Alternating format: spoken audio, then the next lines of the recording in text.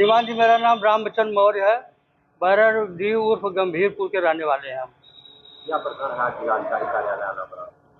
प्रकरण ये है महोदय कि 26 तारीख को अचानक हमको फ़ोन से पता लगा कि एसडीएम महोदय चक मार्ग नंबर 868 की पैमाइश कराने के लिए गए हैं। और तो हमको जब सूचना मिली, और हम महोदय बाहर रहते हैं, घर पे नहीं रहते हैं। पिछले 2 साल से हमारे घर में कुछ हादसा हो गया, 2 ढाई साल से, तब से ज़्यादातर बाहर ही हमारा गुजर रहा है।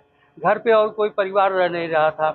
तो इसके तुरंत बाद पता चला कि उन्होंने आदेश दे दिया मौके पर कि हम अपने उस राजमार्ग के ठीक बगल में हमारा खुद का खेत है, और खेत की सुरक्षा के लिए 3-4 फीट ऊंची हमने दीवार, चकमार्ग है, चकमार्ग के बाद हमारा खेत है, खेत की सुरक्षा के लिए हमने दीवार 3-4 फीट का उठवा के रखा था।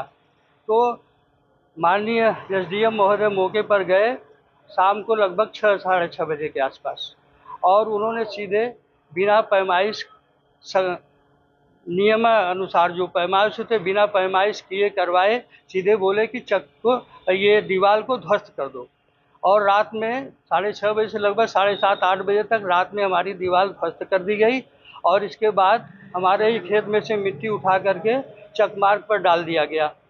और जब हमको सूचना मिली, हम बाहर थे, मौके पर तो थे नहीं, बाहर थे, सूचना मिली, और जो माननीय एसडीएम महोदय का नंबर भी हमको प्राप्त हुआ। फिर हम उनसे लगातार बात करने की पूरी प्रयास किए, लेकिन उन्होंने फ़ोन नहीं उठाया। एक बार फ़ोन उठाया भी तो जैसे हमने बताया नाम, उन्होंने फ़ोन काट दिया। लेखपाल महोदय से ज़रूर बात हो पाई थी, उनसे हमने कहा कि एसडीएम महोदय से हमारी बात करवा दीजिए, हम मौके पर नहीं हैं, ये अन्याय हमारे साथ क्यों हो रहा है, ना हमारा कोई परिवार है, ना हम है, बिना किसी सूचना के, और भी रात के समय में इस तरह से दखल किया जा रहा है, ये गलत हो रहा है, हमारे साथ अन्याय हो रहा है।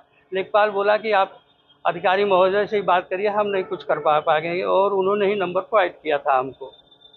फिर इसके बाद नहीं बात हो पाया, तो आज हम माननीय जिलाधिकारी महोदय के पास आए हैं अपनी बात कहने के लिए, प्रार्थना पत्र के साथ। जिलाधिकारी महोदय के प्रार्थना पत्र दिए, उन्होंने एक सक्षम अधिकारी को दे दिया, बोला कि इनको अपनी बात बताइए।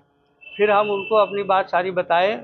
उन्होंने कहा कि देखिए, ये 2014 का आदेश था, उसका कंप्लायंस हुआ है, और जो ये लोग हमारे खेत पर कब्जा किए हैं उनके साथ हमारी पुरानी रंजिश चलती है सर।